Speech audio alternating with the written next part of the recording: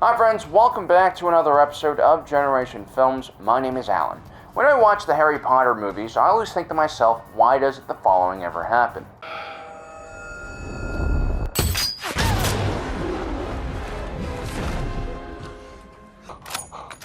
The Wizarding World is full of fantastic and wonderful things, and is considered in many ways superior to our own ordinary world, but how true is that sentiment? How powerful is magic compared to today's technology?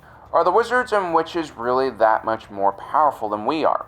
As part of this wider discussion today, I want to look at why wizards and witches don't use Muggle firearms, and we'll also look at if firearms are actually superior to a wand. I, like many people growing up in the 90s and the 2000s, loved the Harry Potter series. It was a great escape for me, and it was something I read every summer when it came out. But little did I know the Harry Potter books were written by magical folks as propaganda against us non-magical folks, or what they call us Muggles. While the Harry Potter books exalted the virtues of the Wizarding World, it simultaneously derided the real world as silly and focused on the wrong things. But as an adult with a better understanding of the world, when I read J.K. Rowling's writings now, I recognize rhetoric that's very similar to the rabid rantings of radicals in the media today who seek only to divide humanity and pit us against one another. As I tried to explain to American Ben the other day when he defended the Salem witch trials as a reasonable execution of law and order, that witches, despite their tendency to occasionally eat newborn children, were still technically human. And as a believer in humanity, first we should look at every witch as an individual rather than the group they belong to. American Ben, despite being one of the most reasonable and intelligent people I know, simply found himself falling into the trap of prejudice, which is caused by ignorance and oftentimes misunderstanding. I'd argue that the Wizarding World suffers that same kind of ignorance about our own. Even well-meaning and academic wizards like Arthur Weasley routinely fail to understand our technology despite having an immense interest in it, which is one of the major reasons why I believe the wizarding community fails to use Muggle technology, even when it's superior to its magical equivalent. Now, the concept of firearm does occasionally come up with those who work in the Ministry of Magic. When the ministry sought help from the British Prime Minister to capture Sirius Black, our own police issued wanted posters suggesting that Sirius Black was armed with a gun, in order to warn people that he was dangerous and should not be approached. The Minister of Muggle Affairs did try to figure out what firearms were, but failed to kind of grasp how they actually worked. Kingsley Shacklebolt, who was an R, or a magical police officer, even mistakenly read firearms as fire leg. Now, this ignorance of the non-magical world is mainly due to an elitist point of view from the magical community. There are clearly plenty of half-bloods or full-blooded Muggle wizards who have been integrated into wizarding society. Although they are generally accepted by most out of politeness, there's little or no interest for wizards to actually find out about non-mage life. A surprising number of wizards were also either members or supporters of a wizarding supremacy group known as the Death Eaters. These extremists enjoyed murdering non-magical people, and were obsessed about blood purity and incest, and were also upset that the wizards weren't in charge of ruling the world. So the sense of elitism amongst the wizarding community is actually quite strong, whether they want to admit it or not. Even the more harmless forms of this ignorance resulted in detaching themselves from the real world. Hogwarts School of Witchcraft and Wizardry was widely hailed as one of the better schools in the wizarding world, yet its curriculum didn't even include Muggle studies as a mandatory course, despite the fact that the majority of the world was made up of Muggles.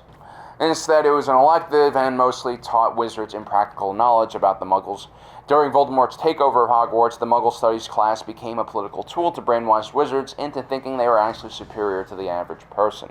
Now, part of the reason why the Wizarding World has such an arrogant view of Muggles is partly due to the fact that the Wizarding World was much more advanced than the rest of the world in the 1700s. A wand was definitely superior to a muzzle-loaded musket, but during the 20th century, after humanity split the atom and invented the computer, our technology advanced exponentially, while wizards and witches were still playing around with the same toads and magical herbs. Take the internet, for instance. It's a collection of all human knowledge ever discovered in the history of man, and it's easily accessed by a smartphone. It also includes several entries about the supposedly secretive wizarding world. The wizards in Harry Potter still depend on antiquated forms of communication like mail that is carried by an owl, and they also still rely on large and clumsy textbooks that are printed. Now, according to an interesting article in the Harry Potter lexicon labeled When Magic Meets Muggle Technology, it's theorized that a wizard's magic manifests itself as energy that can be detected in the electromagnetic spectrum, which means that magic can easily fry or destroy unshielded human technology. The article also notes that Muggle electronics don't work on Hogwarts grounds because it is covered in a magical aura. So it's generally accepted that magic will have the same effect on electronics as, say, an EMP would. This further creates more confusion for magical beings when they're using Muggle technology because they usually end up destroying it before they're able to figure out how it works.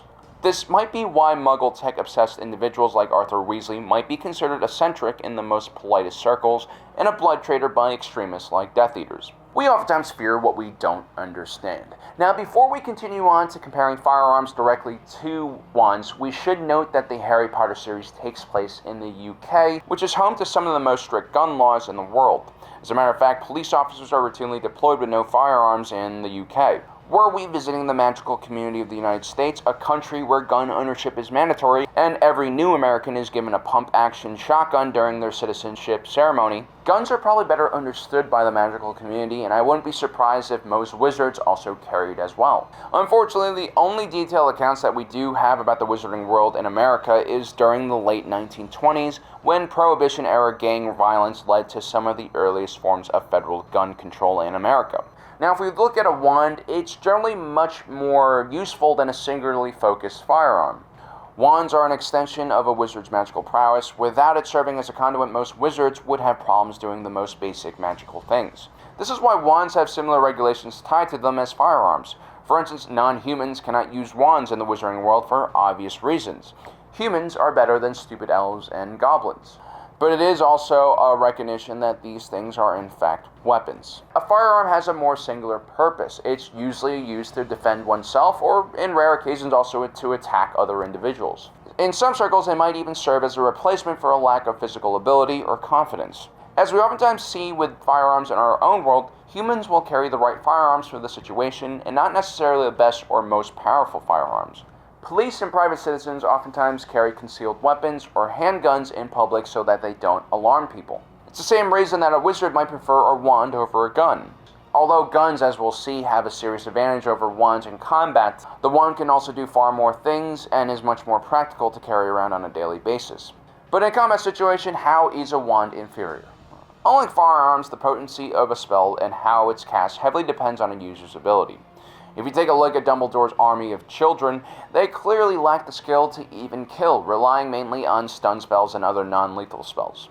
A firearm will do heavy amounts of damage every time. And although a great deal of skill and practice is needed to properly aim and fire a gun, it is far less convoluted than casting a spell. To actually cast a spell, there's 3 parts that one must do. First, there's the flourish of the wand in the right pattern, an incantation of the spell, and then the physical aiming of the spell.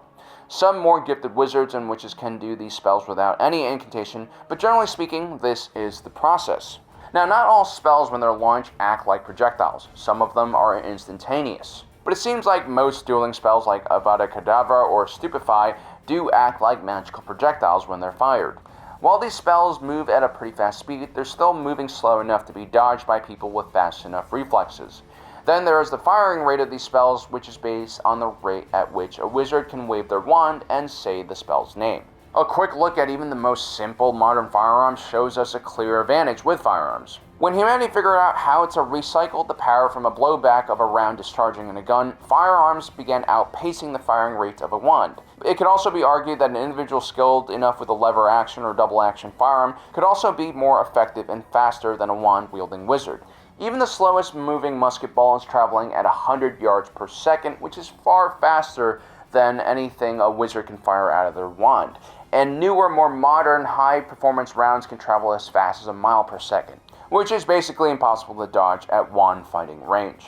Which also brings me to the point of fighting range. While at close ranges a wizard might be able to get off 1 or 2 killing curses, at ranges beyond 100 yards it becomes very easy to dodge a spell, and it becomes very hard to aim a spell. Modern infantry rifles, on the other hand, can easily engage targets behind 100 yards, and marksmen have been known to hit targets at ranges longer than a mile with the proper equipment. Wands are basically ineffective beyond medium range. They don't have any sights and they don't have any scopes that can help aim the thing. You're basically just pointing your arm in the general direction of your target. For any of you guys who have ever been to a firing range, you know just how easy it is to hit a medium range target with a perfectly sighted ACOG scope. Wands are also inferior in CQB situations where wild flourishes might be impossible because of the limited space. Now, the wand does provide the wizard alternative options in combat, which does make it quite formidable. For instance, the shield charm might be useful in protecting an individual from an incoming round. Although because shield charms are not continuous and need to be cast right away, it does require an immense amount of reflexes and quick reaction time to pull this off. Also, if multiple rounds are fired at them, it might be impossible to conjure the spell quick enough to actually shield all of the bullets. But wizards could also use their magic to apparate to another location and flank an enemy or come up from behind them. The applications of magic in combat are endless and only limited to the creativity of the wand wielder. Which is why I think a wizard armed with a wand in one hand and a gun in another hand is the best of both worlds. If I were a wizard, I would personally use a wand to shield oneself in one hand and a trusty Beretta in the other to deliver continuous destructive power. So those are some of the main reasons why wizards don't use firearms, and as you can see, a lot of it comes to ignorance and stupidity. So guys, I hope you enjoyed today's episode. Don't forget to subscribe and hit that notification button. As usual, my name is Alan, reminding you that life is a movie, and you are the protagonist.